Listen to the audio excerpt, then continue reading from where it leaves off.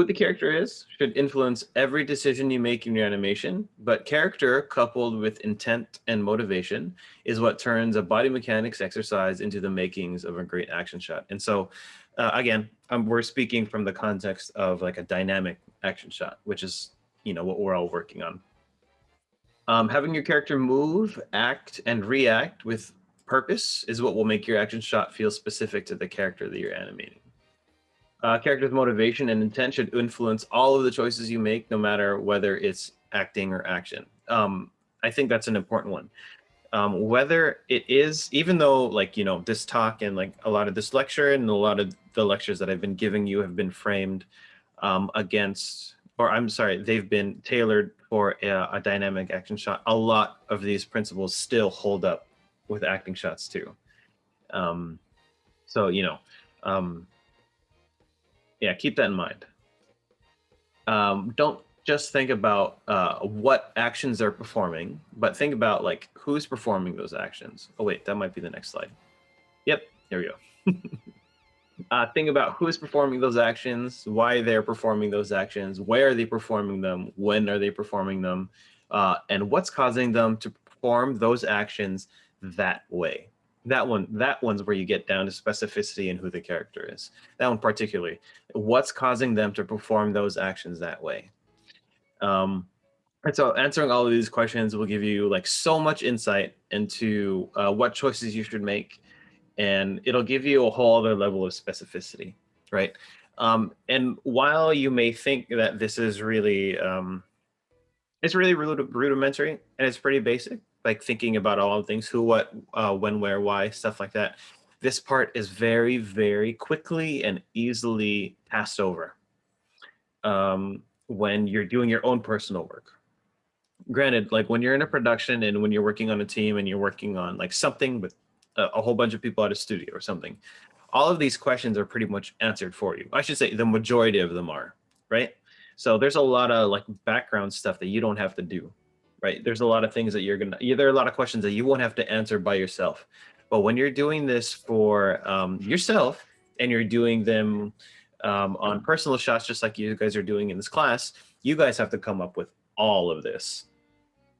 And while, you know, this may not be something that you guys need to practice like on the job, I think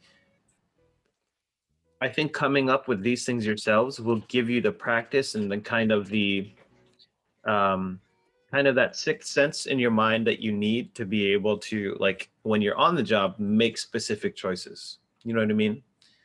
Like if you go through and decide and create all of these things for a character, it'll be a lot easier for you to identify those certain things when you're animating a character that's been established already. Does that kind of make sense? Did you guys have any questions about that? Just in a studio, when you have already this right for you, do you have to study it to make your own interpretation of the character So that's a good question. before animating him or her? Yeah, that's a good question. So in a studio, obviously, hopefully, up to that point or like before it's gotten to you, there's been a lot of stuff tested, and there's been a lot of things that are created up to that point that will point you to the specific choices that make the character feel like that character, you know? So the goals are a little bit different when you're working on a production, right? When you guys are working on your own stuff, right? You guys are trying to create a specific character, right? Whereas if you're working in a studio or if you're working on a production, you have to make sure that character feels like that specific character, right? The job, the intent is not only to like know all of these things, but to make sure it stays consistent. That's part of your job. And so in terms of like putting your own spin on it, or like, you know, putting like creative interpretation, that's where it gets a little bit more difficult, especially in a studio. And that's where like the really, really great animators shine. Because let's say for example, you're working on your own character in your own shot, right?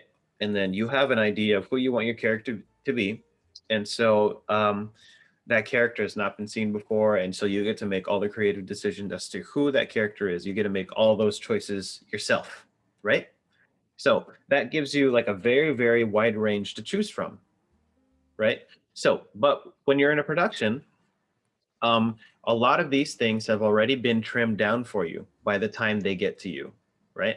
There have been a lot of tests, and there have been a lot of studies, and there have been a lot of research into, who, what, where, when, and why, right?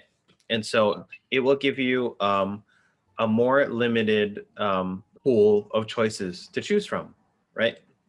So you can think about like this pool of acting choices, all of the animators are going to be pulling from this. So it's going to be even more difficult for you to um, pull out something specific that, that other people may not have used yet, because the pool that you're picking from is so short. So where I think great animators really shine is they're able to find some acting choice in here that no one else can think of, but it still feels right for the character. That's obviously super, super difficult, but it's not impossible.